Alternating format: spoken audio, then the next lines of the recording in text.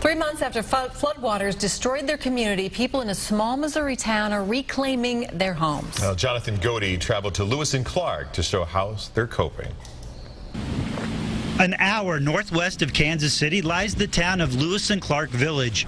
Residents here have had to put life on hold for the past 3 months. In June, floodwaters swept away their dreams. That's exactly what I call it, a war zone. Ruth Neiman has lived here for 40 years. This is her second go-round with Sugar Lake overflowing its banks. I don't think there's words to describe it. It's just been devastating. With no flood insurance, she's determined to call this home once again. We're going to leave the floors till we find out what they're going to do with the levees, and if I can just get one room, I'll move back. But it's not what's inside she takes the most pride in. It's this flag she flies outside every day in remembrance of her late husband. This flag has been flying since he passed in '91. When this was water over my fence, we'd come up on the highway up there and look at it through binoculars, and it was flying beautifully. FEMA says they're looking to provide assistance on a case-by-case basis.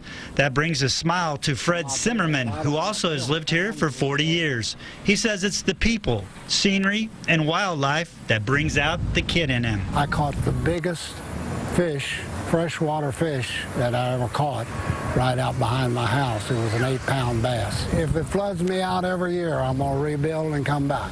I love it here. Jonathan Godey, NBC Action News. It's a great spirit there. Now, FEMA currently providing assistance to a 6-county area there.